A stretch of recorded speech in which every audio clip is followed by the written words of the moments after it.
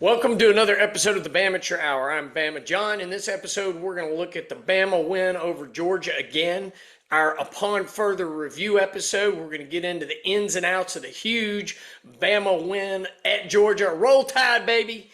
Any win on the road in the SEC is a great win, and winning at Georgia is glorious. So the question will be, where are we now in that sphere of coming in 3-1. So today is Tuesday, September 30th, 2025, in the year of our Lord. Thank you for tuning in. We now have over 4,600 subscribers to the YouTube channel and growing. We got lots of people listening to us on Apple, Spotify, iHeart, and all the other places where you can find the podcast.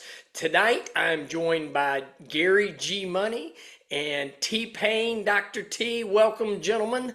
All right, first words, G Money.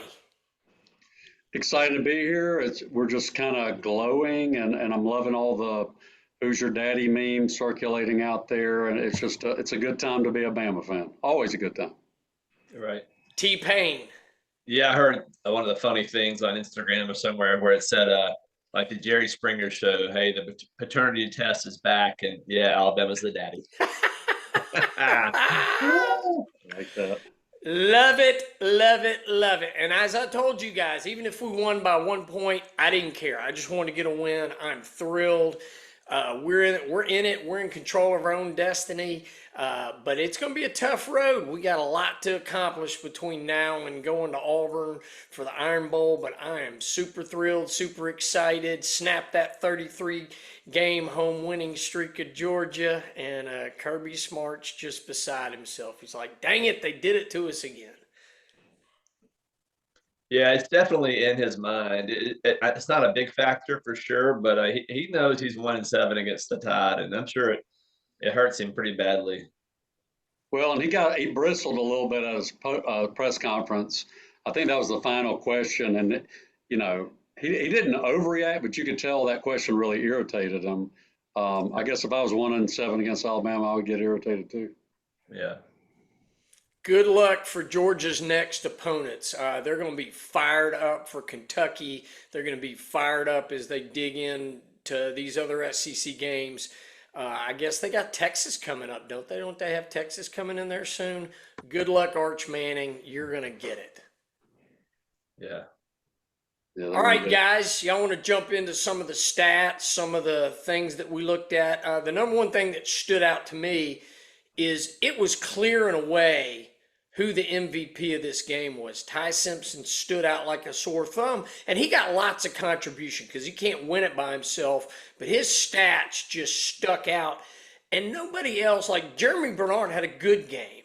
Kalen Proctor, you got to say Jam Miller, but nobody had gaudy stats other than Ty. And I mean, Ty was just fantastic. It was a great team win, and he is our team leader. I was just thrilled for him. I love that guy.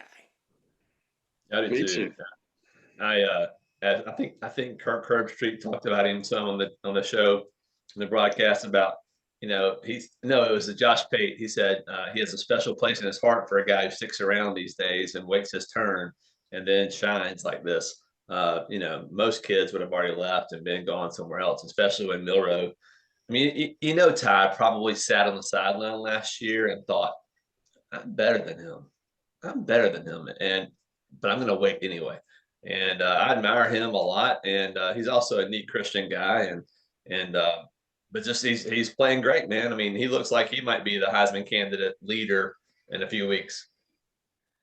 No turnovers. That's amazing. And I don't believe in jinxes, but it's amazing he has 0 turnovers, no picks, no fumbles, no safeties, no nothing. It's amazing. He is having a great season.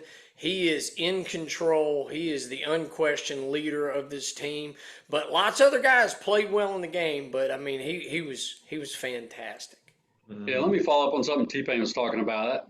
His post-game interview, Ty's post-game interview, I just loved it. It was so authentic. You could tell in his voice he was just overcome with joy. He was so humble. He talked about his teammates, and it wasn't in a way where he was kind of saying the right things, he meant it, and you could tell that, and that was just wonderful, wonderful to hear.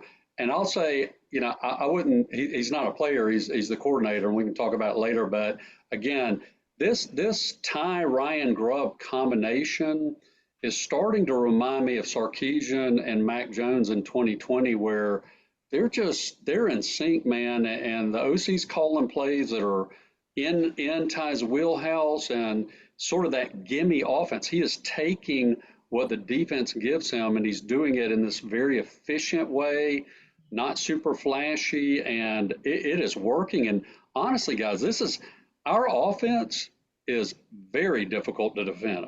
You look at our play calling and the checkdowns and what Ty is seeing, especially short and intermediate, and he's taking what they give him, and he's doing a great job.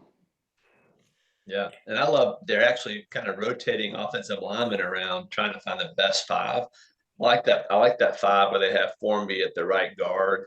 And who is the other guy? Carroll, maybe at right. Yeah, Michael Carroll is the true freshman, 5-star true freshman. That might be our best five when you have it like that. And they actually ran the ball pretty effectively with those five. Well, and although we haven't run the ball really well this season, I mean, the offense has been geared around Ty. He's been the offense, but that last series, we got some key runs in there, and it was such a great mix of run and pass. And as I thought about the first half and the second half and the lack of scoring in the second half, how about running the clock out against a tough Georgia defense and just executing and mixing in the run and the pass? And Ty was just perfect. And that comparison of Sarkisian to Mac Jones, Grubb, I think, is a great OC. I don't know how much longer we're going to keep him. I think he's going to be up for a head coaching position. But guys, I loved Mac Jones. Ty Simpson is a better athlete than Mac Jones. He's more mobile, and I think he's got a better arm than Mac. I mean, Mac's accurate, and he was great at putting the ball where he needed. And, of course, he had stud receivers. Now, so does Ty. But I think Ty's better than him, and I think Ty can play on Sundays, and he's proven it. I'm going to push back a little bit on the better arm. Mac Jones, he didn't have a huge arm, but his long ball, man, he could pinpoint some of those shots, and Ty has proved that again in the short to intermediate routes, especially if he's not moving. Now, he did that post route that Ryan dropped. He did put that on the money. We haven't needed it. Again, this is a gimme offense where we're going to take what the defense gives us, and he's executing so well in his decision making. He's going to be hard to defend. Every opponent that we face, if Ty continues this progression, is going to have their hands full.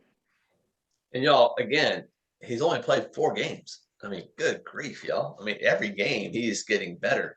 It's like he's getting his education, and he's doing really well so far. I mean, he's getting a degree at quarterback, and he's early in the process. Hey, my bold prediction, baby, Ty Simpson. That one's living up. I know some of the other. I'm going to go through those bold predictions on one of these episodes, and we'll do the wah, wah, wah on the ones where I bomb. But I nailed the Ty Simpson. Daniel Hill, you bombed on Daniel Hill. hey, the season's not over yet. That's true. That's true. Hey, but my Jeremy Bernard goes for 1,000 yards, and his all SEC is looking pretty good too. It's looking pretty good. Now, my running game, that we'd get back to the Bama running game, not so much.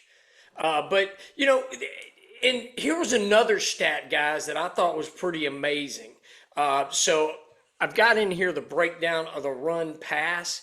We pretty much had a 50-50 mix of run passes in this game, which is amazing considering how much more productive we were.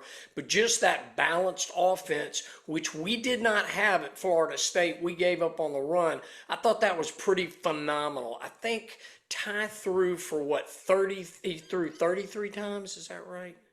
38 times. And I think we ran the ball 37. 38. No, they ran at 38 if you count the Caden Proctor. 38. Yep. Yeah, that's actually what it is. It was 39 pass plays and 38 run plays. Because didn't Jeremy Bernard throw a pass? That's right.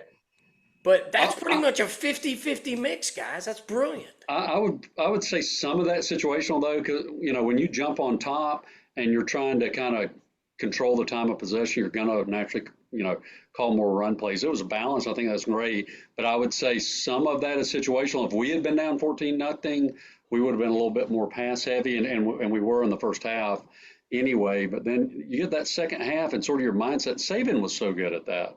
If you got a little bit of lead, like he didn't play to not lose, he still played to win, but he's like, we're going to start pounding you. We're going to eat up the clock. And I thought Kalen DeBoer did a really good job kind of managing the clock in the second half.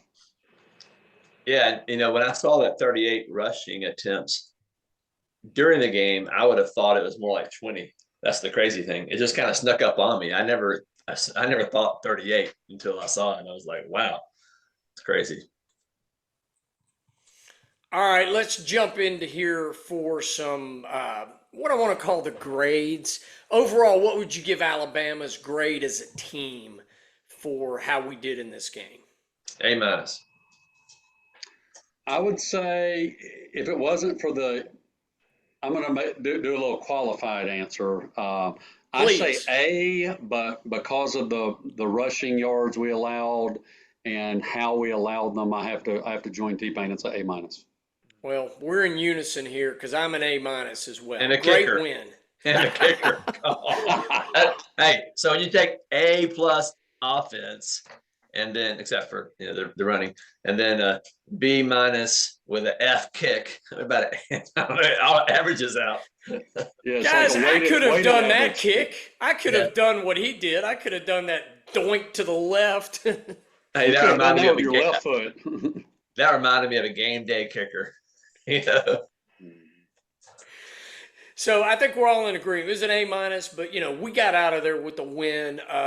For now, the monkey is off DeBoer's back. He now has that skin on the wall, go on the road, beat a big SEC team, and get it done in a hostile environment. I'm just thrilled. Now, can he do it 2 more times? I'm not going to say he has to do it 3 more times, but you got to do it at least 2 out of these next 3. Can he do that? But I'm thrilled with that. We're in control of our own destiny. We're now projected into the college playoffs. Odds are looking good. We're really right there in the running to end up in the SEC championship game, which that's kind of a mixed blessing to me. I'd love to be in the SEC championship game, but I'd love to have the week off as well to get guys healthy. That's a tough one. All right, let's go ahead and grade our offense. What do you guys give the grade on the offense? I'd say an A. Yeah, A. So I gave it a B+, and hear me out on this. I thought Ty was an A+. He was phenomenal. I thought our passing game and I thought our first half play was A+. I thought we shut it down too much in the second half and got kind of out of whack. Some of it was just Georgia playing well. And then our inability to run the ball. We had that first drive, went down, got in field goal range, missed that. And then we didn't really do much until that last drive when we put it on ice. I felt like that all the drives until that last drive in the second half, we didn't seem to have quite that get in sync. So I gave it a B+ just because of that. So Can I make a point though? So oh yeah, I'm applying the theory of relativity, and let me just say this: if we beat Georgia on the road when Georgia's a top 5 team, some position is going to get an A. I thought the offense did better relative to any other position group, certainly not the kicker or special team. So they get my A. So that's part of my sort of rationale. Yeah, I gave the whole team an A-, so somebody's got to have an A. So that's going to be the offense. I guess it was the Jekyll and Hyde thing for how do we put up 24 points in the first half and have an A+ showing, and then we go goose egg in the second half and get nothing. And I couldn't believe that we were able to, that they shut us out when we still won. And so it's just like it was a tale of 2 halves. So that's why I gave it a B+, even though as a team, it was kind of like it was an uglied up game and we got out of there with the win. And so it was an A- for getting the uglied up win. But I just thought the offense needs to be better. We need to put a full game together in one of these big games. Because last year we did the same thing. We jumped on Georgia. We had a great first half offense. And then the second half, other than the big play by Ryan Williams and I think 2 field goals, we sputtered out again against them. So maybe How much of that, John, is Kirby is good at making halftime adjustments? Yeah, we said that in the pregame episode. We gave the ability to make adjustments to Kirby Smart. He Oh did it yeah. last year. He did it again this year.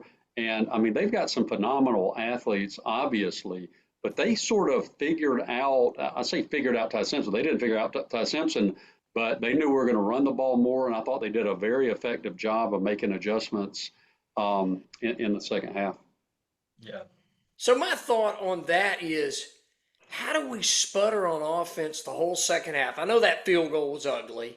How do we sputter like that? And then when we need to ice the game, they just let Ty do what he does, and all of a sudden we're moving the ball. I think had they scored and they got that 7 when we got them out, and they had been up 28-24, I think Ty would have done just what he did to run out the clock and just surgically taken us down the field and scored. But I'm kind of like, Yeah. where did that go? And to me, maybe Grubb was just happy to milk the lead. I can't explain it. And also, I hate it when we take shot plays on first down. And a couple of times in the second half, we took shot plays going for the big deep ball like it was Jalen Milroe out there. And it's like, no, get your 3 to 6 yards on first down and take a shot play on second down if you want. But Yeah, I but felt like that keeps them from stacking the box. I mean, if you got to keep them honest, I mean, you got to take those shots sometimes on first down to kind of loosen up the linebacker positioning and try to be able to run the ball on sometimes second down and even third down if it's third and short. But I just felt like we didn't get that single coverage that we want on a shot play. To me, don't take a shot play if you don't have single coverage. If they're bringing the house and they're giving you man coverage like we did when Damani Jackson got burned, which that's a whole other thing that kind of is sticking in my craw. It's like, do it at that time. But if you're moving the ball, hit that short intermediate. I mean, throw it to Latier Brooks in the slot and let him just bulldoze. But it seemed like whenever we wanted to get that short intermediate pass, we could get it. And it's like, just keep doing that. I mean, just do that. So that's why I kind of couldn't give them an A, as it was like we were so good in the first half and the second half till that last drive, which was brilliant. That was an A-plus drive. It was just, where was that the rest of the second half? And to your credit, Georgia's a good team. And I agree with you. Kirby Smart is an excellent coach. That was a huge win, but that's why I gave him I couldn't give him an A. I just Man, you know how they rate your professor? If you're my professor, John, I'd have to give you a bad grade, man. You're being awfully hard on us tonight, on our team, baby. Yeah, where's the grading curve, man? My grading curve was on the overall team's A-. How about that?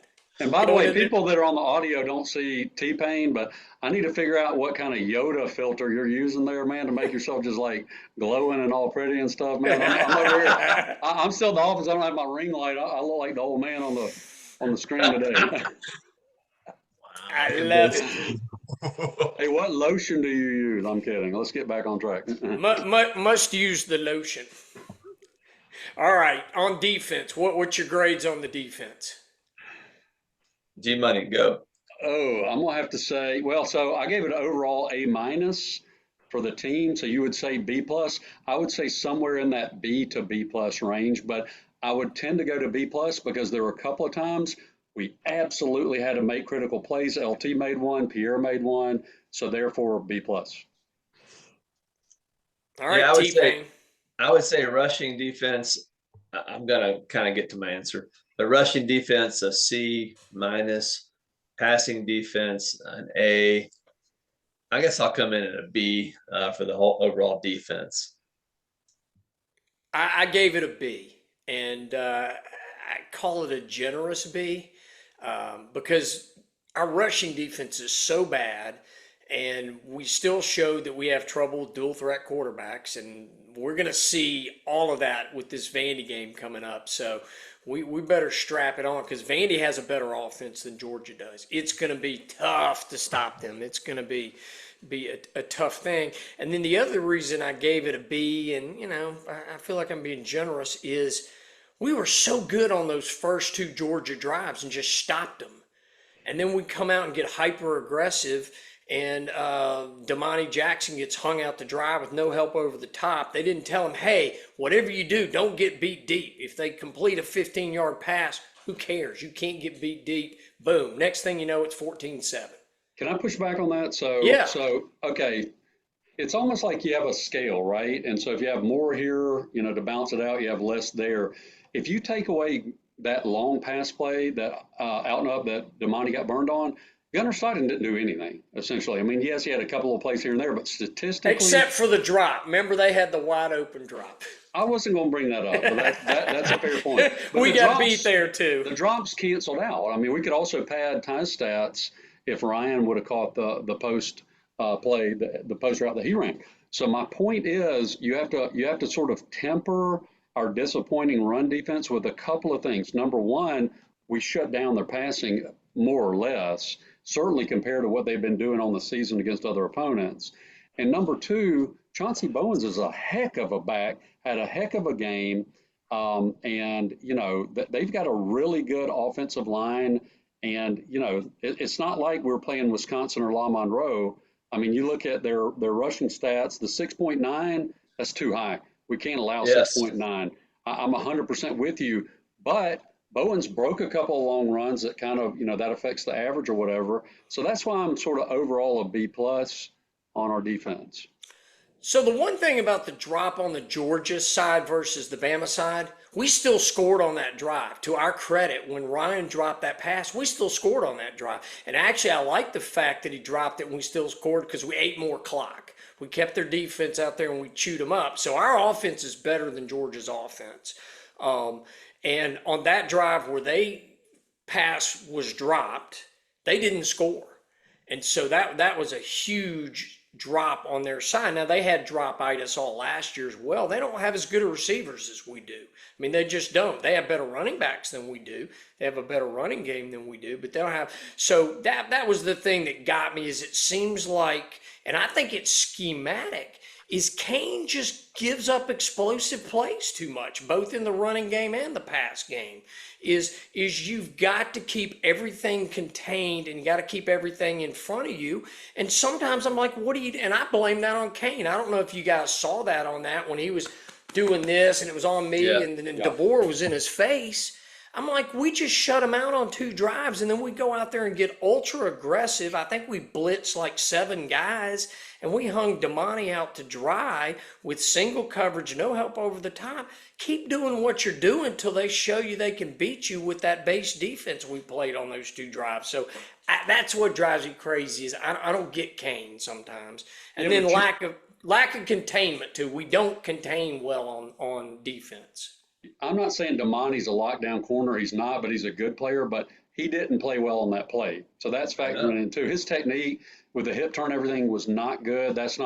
He did not have a good interview day for playing on Sundays. He probably will play on Sundays. But he made a mistake on that play. So I don't put that sort of part of the failure on Womack.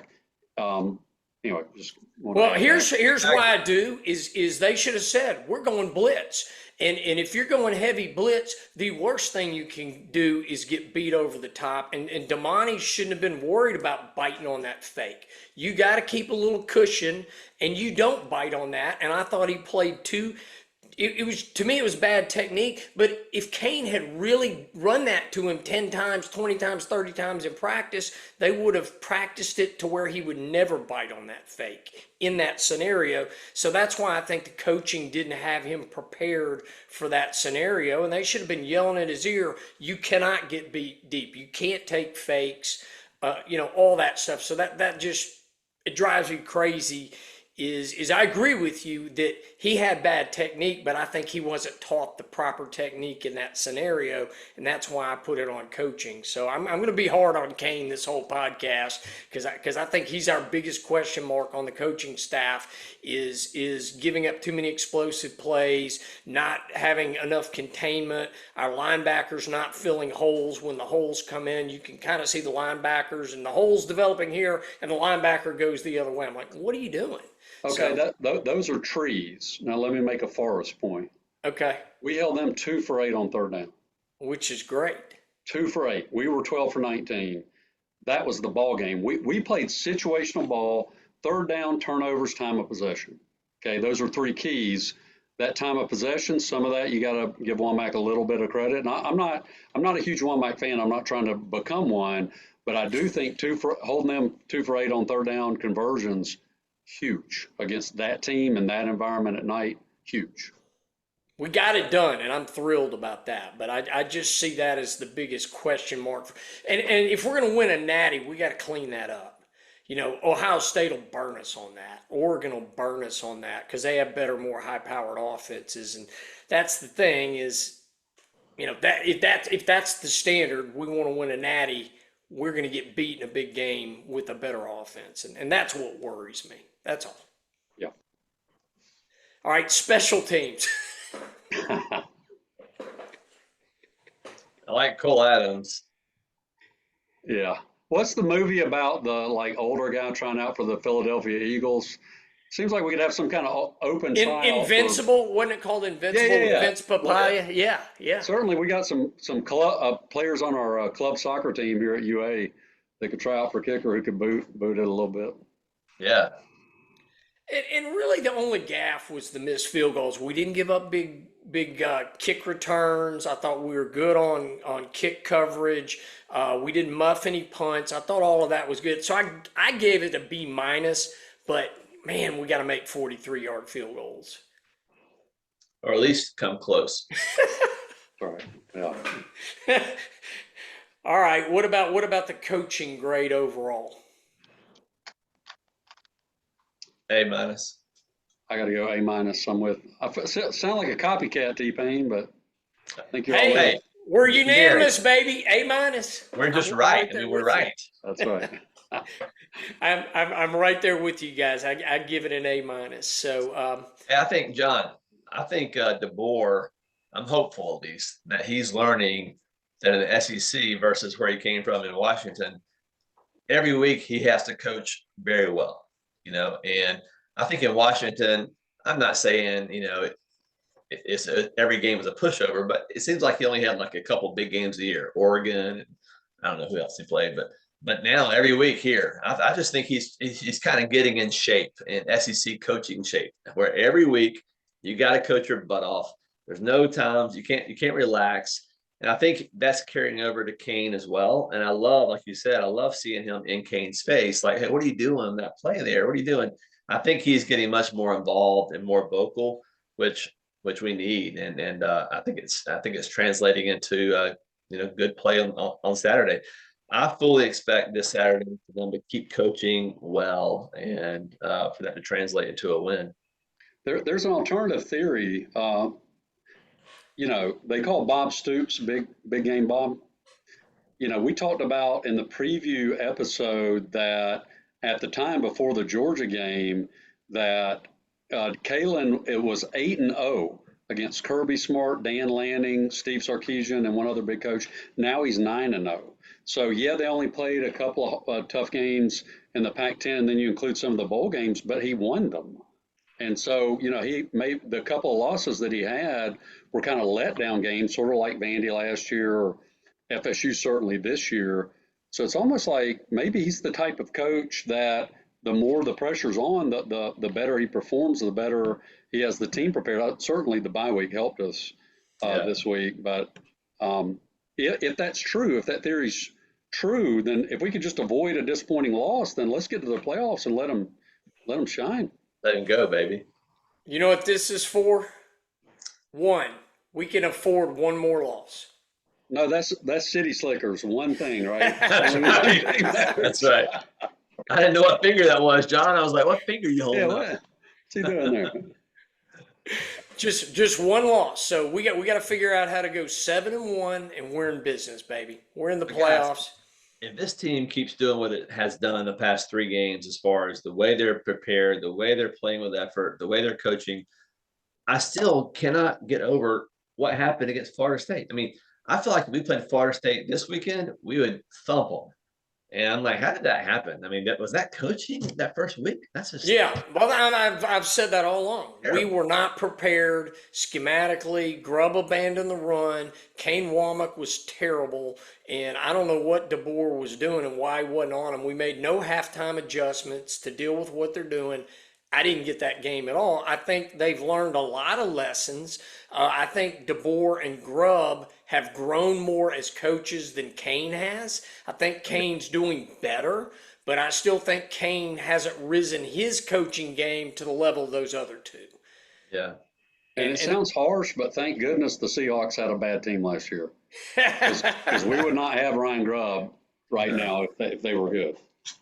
And he's a heck of an OC. I just love what he's doing with this team and with Ty and the offense. And again, getting back to that last series to come in when our offense had sputtered the whole second half and we ran the clock out. Loved it. Loved it. Great play designs, great confidence in Ty. Ty went out there and executed. Jam Miller had a couple of good runs, and we just moved the chains. And I love it. And I love these long drives that we've done. And that was the thing when we get back to FSU. We went down and marched down the field, punched it in. We're up 7-0. And then where was that the rest of the game? Because he abandoned the run, and he abandoned that short passing game that Ty has proven he's so effective at. And then, you know, Kane was just getting his hat handed to him by Gus Malzahn. And guess what, guys? Vanderbilt is going to do all those Gus Malzahn plays. Plus, they're going to do all the other Diego Pavia plays. So Kane better be ready. And that's one of the reasons I'm being so harsh on all this stuff is he has no margin for error because there's going to be all that eye candy. And Diego Pavia's got to be one of the three best quarterbacks in the SEC, I think. Now, granted, he's like 30 years old, but, you know. Well, you know, Rick talked about how new DeBoer is to the SEC. We all know, having been longtime Bama fans, that you don't want to face a revenge game against Saban. Well, DeBoer's got a chance to put his stake in the ground and let's prove something Saturday. You don't want to face Kalen DeBoer in a revenge game. And I know we'll talk about it maybe in another episode, but I wouldn't want to be Vanderbilt right now. I can tell you that. Well, and DeBoer at home is different than DeBoer on the road, and I'm hoping the Georgia game is that game where he starts showing, hey, you got to fear me on the road as well. But DeBoer at home wins, and so I'm confident. Again, if we win by one, I want to win. I don't care how we pull it out. That South Carolina win at home last year was ugly, but we got the win. So we got to figure out how to do it. I'd like us to, you know, beat them 42-25, but I think Vandy's going to score. They put 40 on us last year, and I think their offense is better this year than they were last year. So we'll see how much better our defense is at handling that. But we're prepared for what we're going to face. We know the kind of stuff they're going to do to us, but can we execute, and can Kane get them ready, and then can our guys execute? Very interesting. Well, I'm cautiously optimistic that this coaching staff has turned the corner with Kane trailing behind them. But yeah, I mean, until I see it this Saturday, I'm going to hold my final opinion. But if we can stop Vanderbilt, at least hold them to a reasonable amount of yards and points, and we beat Vanderbilt. I know I'm with you. 1 point victory is great. But let's face it, y'all, we need to beat Vanderbilt by more than that if we're going to have a chance to win the national title. If we struggle at home with Vanderbilt, that's a bad sign. And if we do, I think Kane's got to go at the end of the year. And John, I think you're right. John's right about they need to study the FSU tape. Castellanos very similar. They play the multiple spread, the RPOs, the zone reads, all of that. And, you know, watch and identify those failures, work on them. Hey, it's okay to fail, right? But learn from your failure. I say that tongue in cheek, it's really not okay to fail. But when you do fail, you should build on that, have the humility to try to learn from that. Hopefully they spend some time with that FSU tape. And the Vanderbilt tape last year. Just look at all this and look at, I mean, every game Diego Pavia is putting on a clinic on how to be a dual threat quarterback. And, you know, he's the benchmark in the SEC with Mateer out and hurt.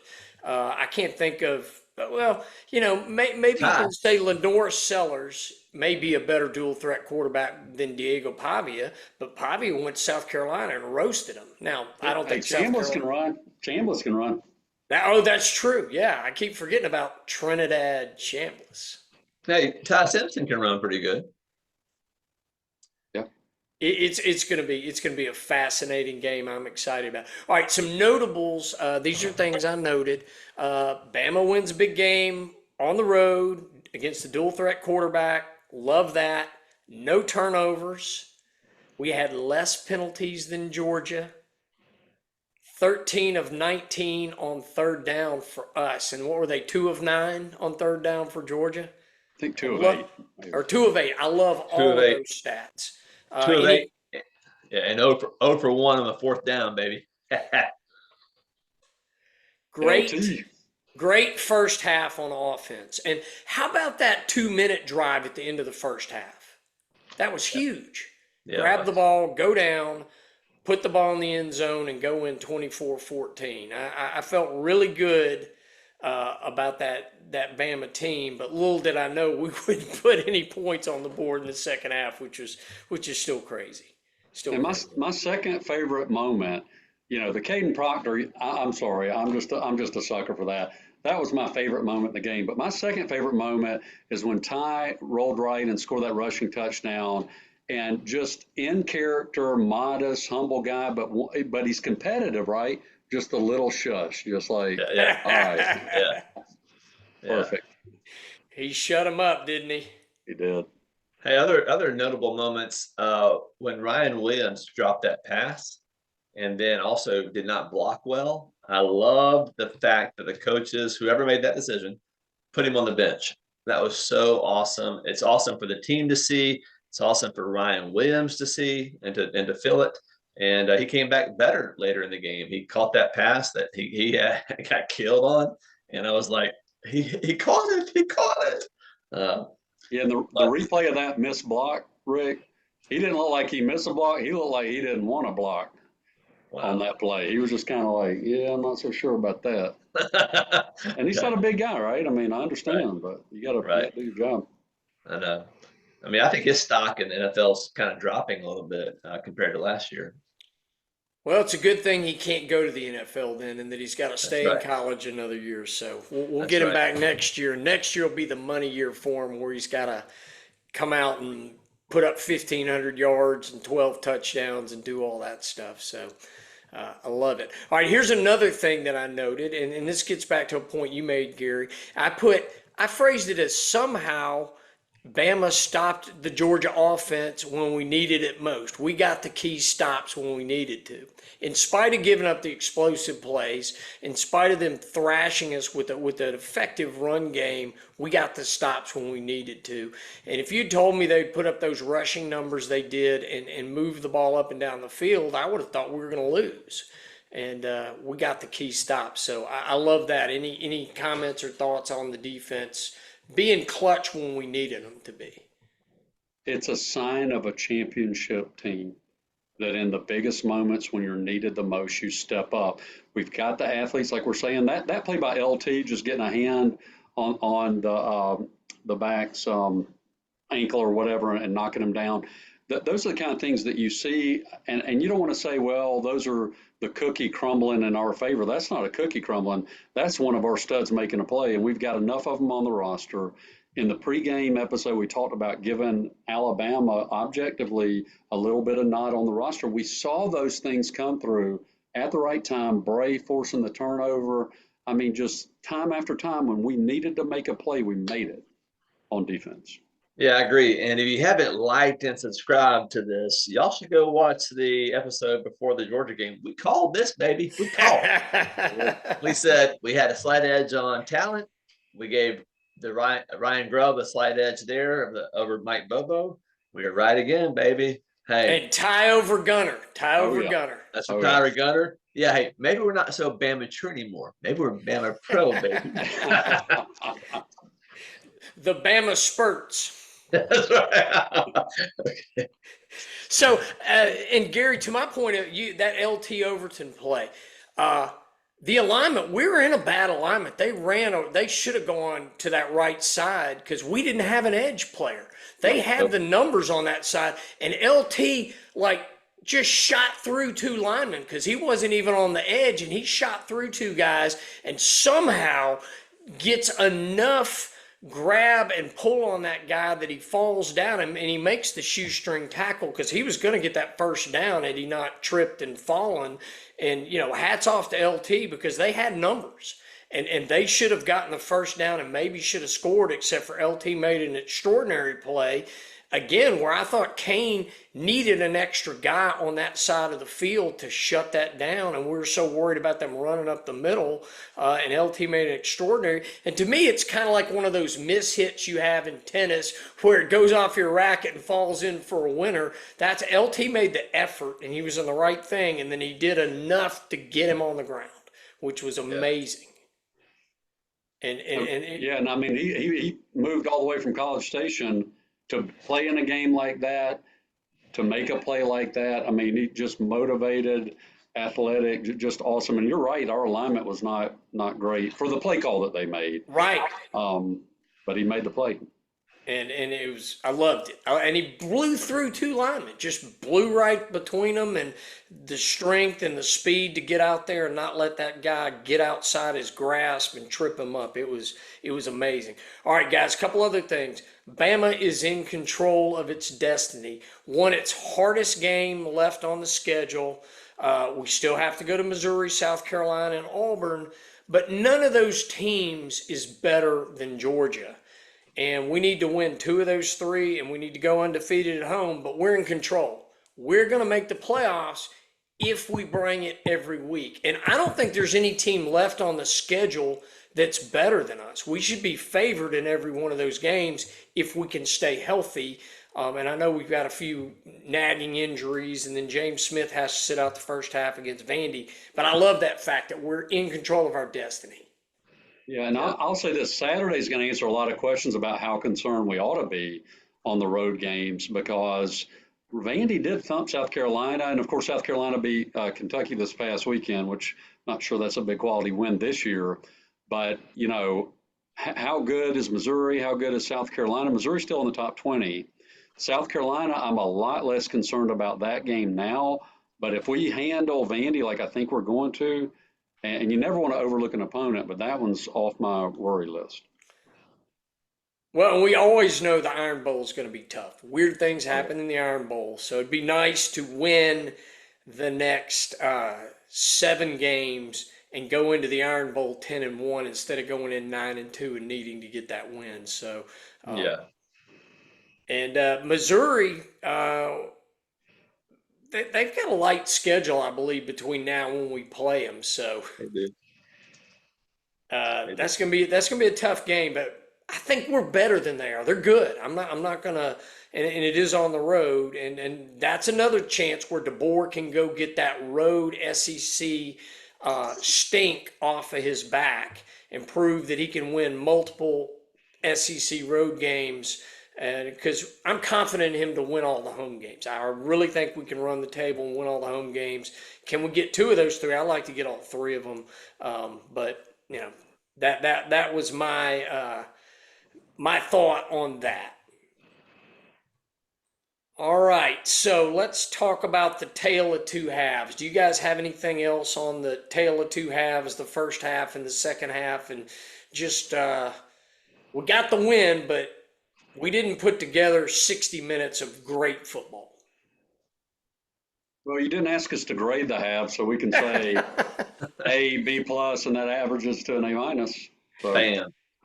I like that. I would give the first half an A+, quite honestly, even though we gave up a couple of explosive plays. To get out 24-14 at half, what a great half. I'll take that anytime on the road. And then, I guess it was 7-0 in the second half. And but we made the plays we needed to, but boy, that was a struggle bus second half. I was pacing around, guys. I couldn't get relaxed that whole second half. Just until we got that last first down, it was clear we could bleed the clock, and they didn't get the ball back. I was nervous and pacing. So, speaking of that last first down we got, I heard someone, as y'all do, I listen to a lot of different things, and I don't remember where I heard this, but somebody I think it was the Paul Feinbaum show, was talking about how good Ryan Grubb is at just at play calling. And like that last call, 3rd and 5, I think it was, when, Ty Simpson rolls to his left, turns around, hits jam, he said that play was called because Ryan Grubb had seen how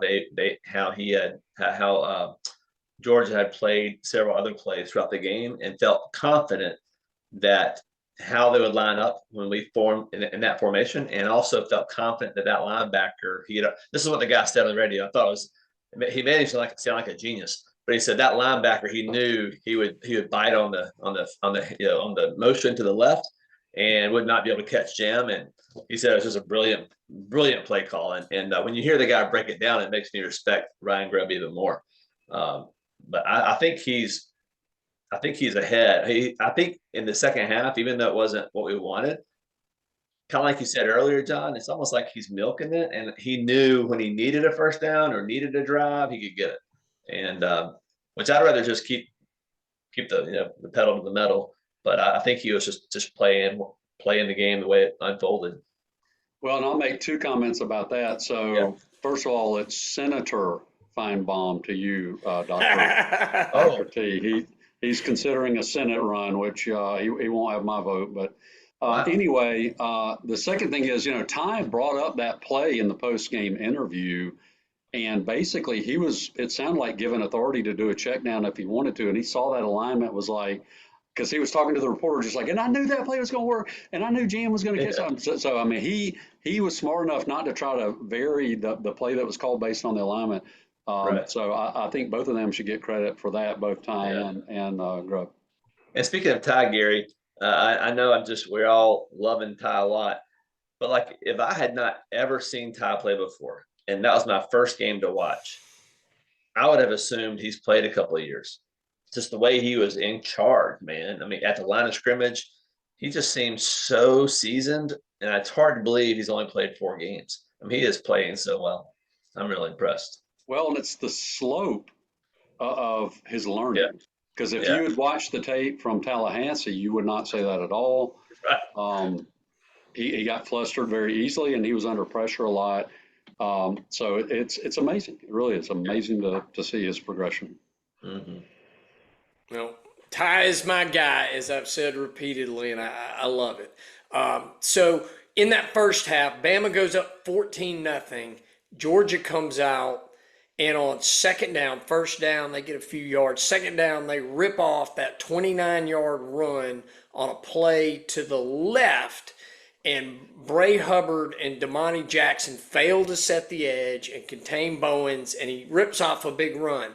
Then the next play, 1st and 10, again, Kane comes heavy, and that's when Damani gets hung out to dry, and it's like, just go with the bend but don't break defense. You just gave up a big play. They don't have as much room.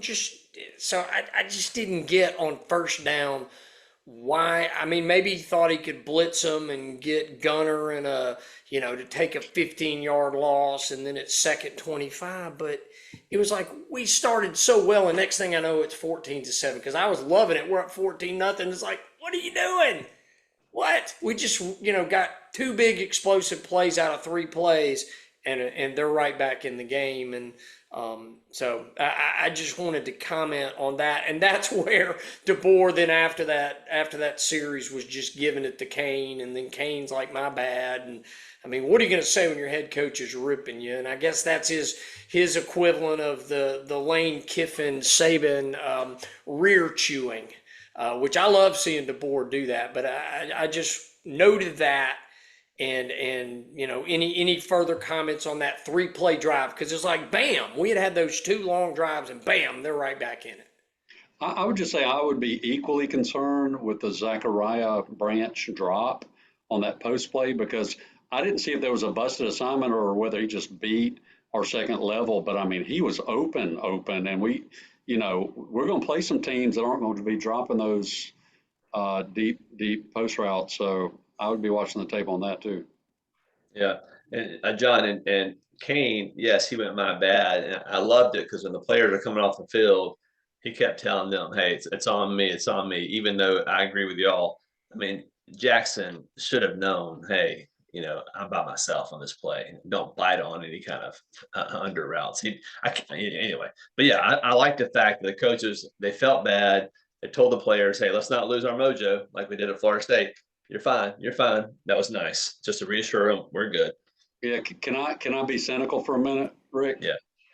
So, when you say my bad, when A, it is your bad, B, the cameras are on, and 3, you've been excoriated by the fan base over a couple of games, Right. especially the FSU game. That Right. makes it a little more, I don't want to say scripted, but it's like, I'm going to be ready if we get a play blown up. My bad, you know what I'm saying? It's Right. time to take responsibility. I don't think it lessens what he did, Right. but I mean, that's a little context to kind of keep in mind. Right. In the back of his head, he's probably thinking, amateur guys, they're going to get all over me. Exactly. He doesn't want to hear what he have to say. They want to hear us. That mean That's Dr. right. T is going to be on me like white on rice. Hey, formerly known as Dr. T, now it's T-Pain. T-Pain. Bring in the pain, baby. So then we go back down. We get a field goal. We're up 17-7. And then right after that, Chauncey Bowens again rips off a 43-yard run. And this was an explosive play that went off tackle. And I mean, the seam just opened up. And to me, they had numbers on that left side, and we didn't adjust to put numbers on numbers, and I just don't get that. And the linebacker, nobody filled when that hole opened up. Nobody filled. There was some missed tackles, and Bowens is a heck of a running back. But that's, again, where alignment, we got caught in the bad alignment, and they gashed us. And it was just like, what are we doing? Yeah, it seemed like anytime they wanted yards, run off the left side, and it was there. Yeah. I was going to say those kind of adjustments that we didn't make based on that play call are going to could potentially bite us. But I think it's going to be much later in the season. I think I think our offensive production is probably going to be able to cover over some of those, John, until we hit an Ohio State or some team where it just won't. And by the way, do we have enough followers where I can do a product placement? Because I keep sipping on my Diet Coke. See the Diet Coke over there? Yeah, baby. There we go, baby. Woohoo! Sponsor. We need sponsors. Let's We're ready. Let's Call do me. this. Call me. That's right. Call me. Oh, hey, on that note, Gary, I have a Waffle House gift card coming soon. So, oh man, their hash browns are so good. Anyway, they're good. And then right after that, so they get it to 17-14, and that's when we go on that beautiful 2-minute drive, 75 yards, 8 plays, boom, score, and then Georgia has no time to do anything else. We go in the locker room, and I'm elated. I mean, I was thrilled in spite of giving up those 3 explosive plays that led to their 2 scores. I was thrilled with the first half, and I'm like, I love it. I love it. Can we hang on? So any comments as we close, talk about that first half? I just want to know, could you relax at halftime after that? Oh, I was enjoying. I was feeling good at good. that point. That's It's when they scored and got it to 24-21 that it drove me crazy, and I was going to bring that up. So we go down, get the ball in the second half. I'm like, all right, let's put more points on the board. And then we stall out at the 30, 25, wherever it was. And then Talty misses that 43-yard. And I'm just like, what is going on? And that looked like a bad high school kick. It was so bad. It's like, John, did you look was it a hold issue? It didn't look like a hold issue live. Nothing. Okay. Nothing. It was just a terrible kick. I don't even know how to explain it. I didn't see anything. I thought the snap and the hold, and it was awful. I don't know. And then right after that, Georgia immediately drives down. And the one explosive play, they had a nice jet sweep. Do you remember the jet sweep fake reverse where they do the jet sweep and then the guy comes like this and they fake the reverse, and we lost containment on both sides. We didn't have it contained on either side. It's like, what is this, FSU all over again? And the jet sweep, pops it. He doesn't score, but Dylan Bell went, I think, 43 yards and put him in the red zone, and they just ran it down our throat. And I'm like, how can we continually bite on that after the FSU game? I just didn't get that. It's like, what is going on? You I mean, gotta give Bobo credit though. I mean, that's a Lane Kiffin-esque. You watch a team get burned on the reverse a couple of times, and then you run the fake reverse. Great play call on that sport. Give him some credit. No, I give him credit, and I would run all those Gus Malzahn plays. I mean, why not? It was brilliant, and I'm not sure whether he had the option to look at when they ran the fake reverse. It was because it was a jet sweep, so you got to set the edge. That guy's coming, and I mean, did he have the option to give it to the guy if the defensive end stepped up? But I mean, nobody was home. It happened pretty quick too.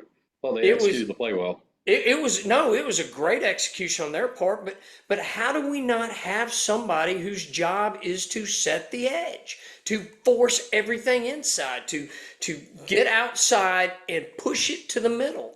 And I just I don't know that sticks in my craw, and I blame it on Kane and every play, and we're going to see that from Vandy 15 times. There's going to be all sorts of plays like that where Diego Pavia will pitch and then he'll go lay a block out. It's crazy. And so anyway, that was my rant. After that, the defense held up. Now on that drive that we've already talked about, the LT miracle shoestring tackle, that was a heck of an effort play by him. But again, he was in bad position and the numbers didn't favor him, and he just made a heck of a play. And I can't believe after they scored that they didn't score again in the game. And what do you all think about Kirby not kicking the field goal on that 4th and 1? Any thoughts on that? I assumed he was going to kick it because they had the momentum. And then when he went for it, I was like, oh no, I didn't want them to go for it, but it worked out well. It was a brave play by a brave coach who's got some rings and had some success. And I was like Rick. I was surprised he didn't kick the field goal, but when they went for it, I was very nervous. I thought they were just going to give it to McCray and run up the middle and get a yard or two, and they'd make it easily, and then they'd cram it in the end zone. So I couldn't believe we blew that play up. It was awesome. I mean, it was great. All right, guys, this segment's called The Good, The Bad, and The Ugly. So let's go through the good first. First thing I wrote down was Ty Simpson. I would say his distribution to a lot of different receivers, Cuevas, he made a critical play over the middle to a tight end I didn't even know was on a roster. I'm not saying that to be bad. That's my cousin, Caleb Edwards. Did you know that? That's my cousin. I did not know that. I'm kidding. But anyway. Oh, okay. You got me on that But one. I claim him. He's good. He's a 4-star, maybe a 5-star tight end. He's really good. He's really good. 6'6".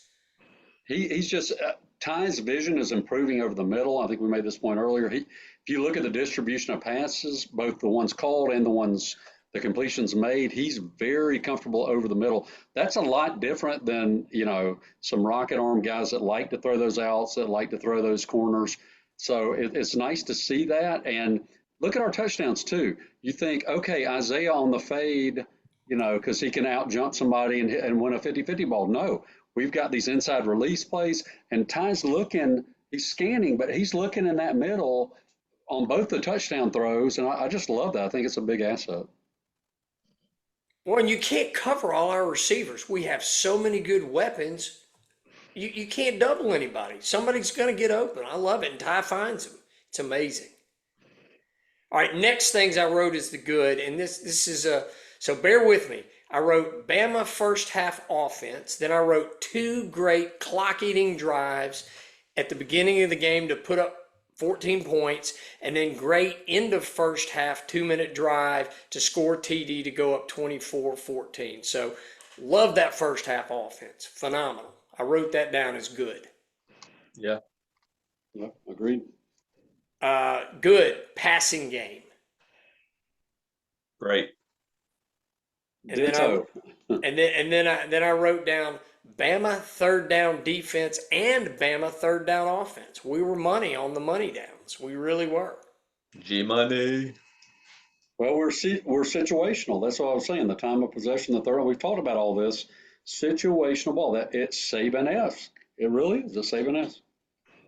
They got to bring it this week, and still no turnovers. That is unbelievable to go through. That's 4 unbelievable. games. And then on the other side of that, what's his name? Hubbard. Yeah, Hubbard caused a turnover. That was amazing. Great tackle. You get a demerit for forgetting Bray Hubbard's name. I'm sorry. I know. How about John Mangum? I'm sorry, Bray Hubbard. John He reminds Lynch. me of John Mangum.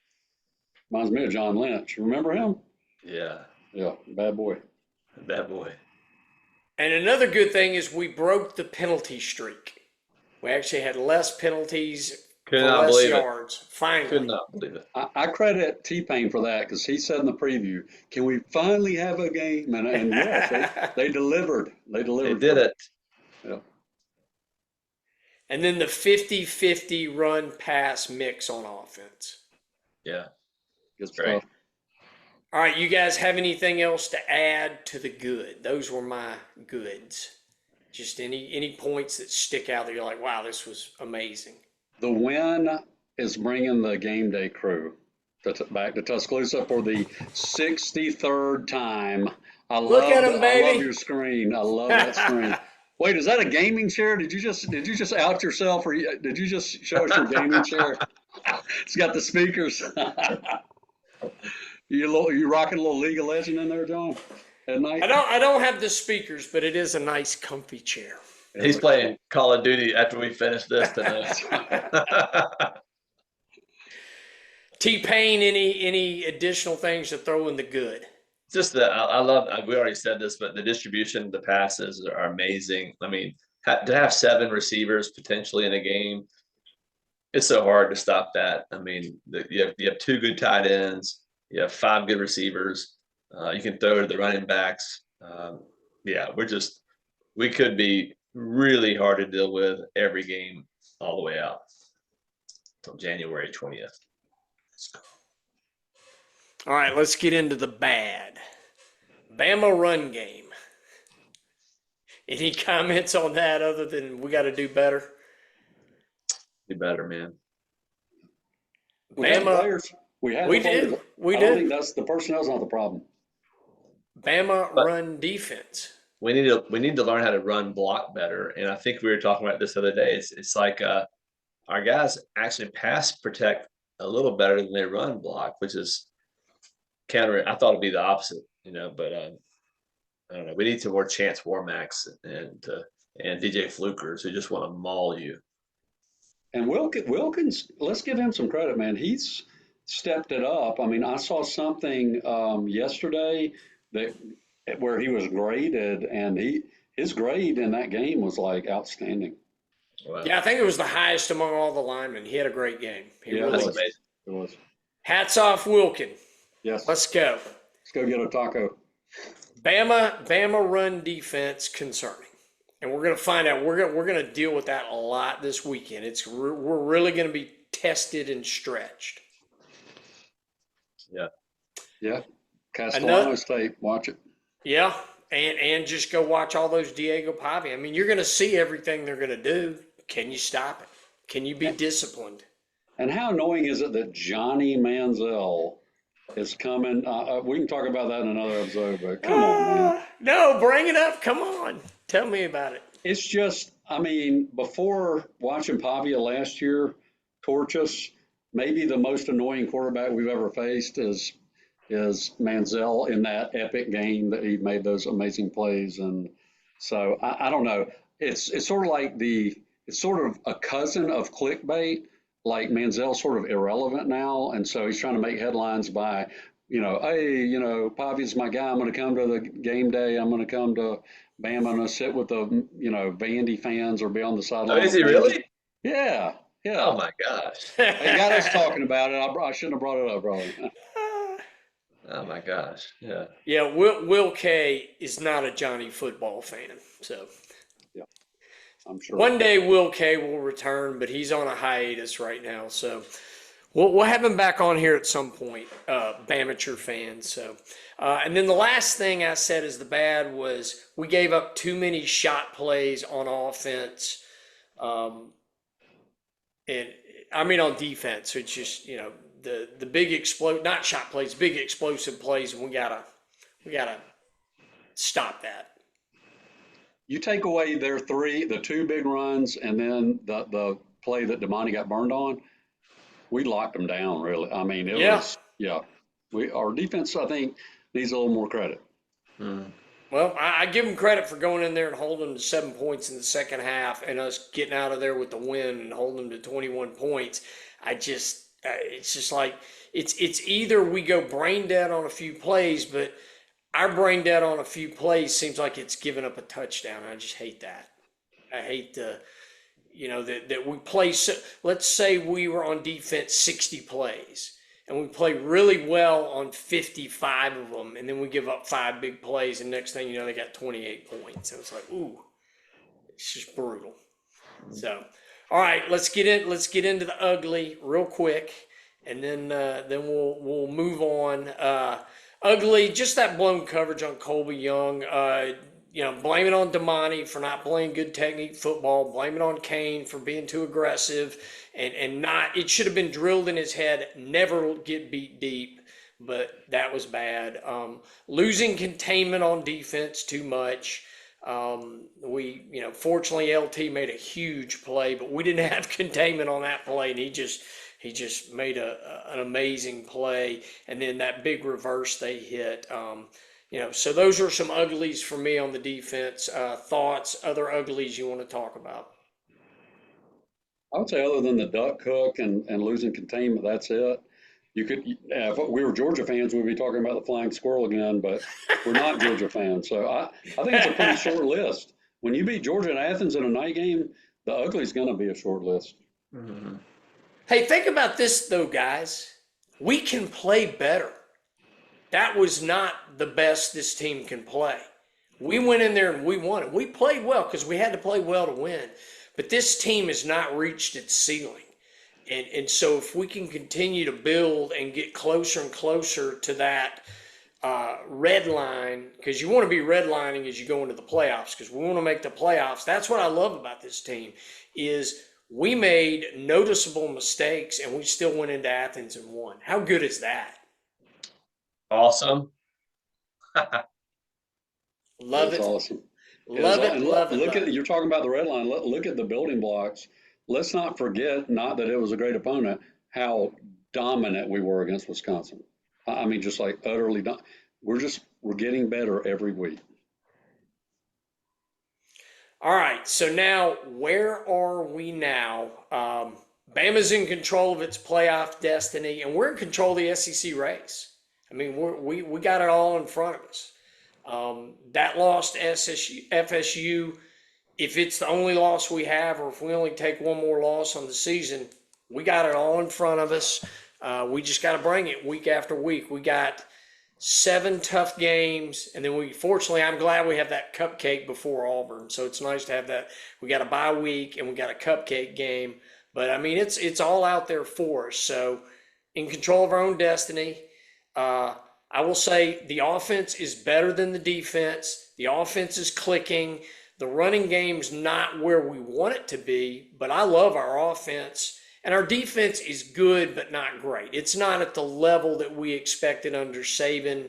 And it can get better, and it needs to get better. And Kane needs to raise his game more and improve himself as a coach and as a schemer, and to get the players in the right position. And then the kicking game, we got to be better on the kicking game. So that's, to me, where we are right now. Parting shots, parting thoughts. I'll say this.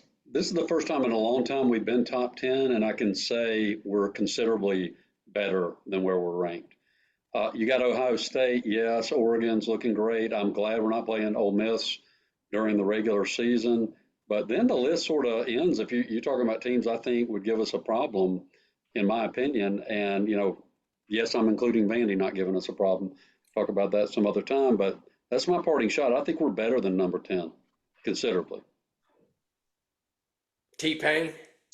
Yeah, I'm kind of with you guys. I mean, the offense is ahead of schedule, I believe, especially the passing game. The running game leaves a lot to be desired. Defense, the passing defense, this is all the stuff we said before the Georgia game. The passing defense is really good, allowing 113 yards a game.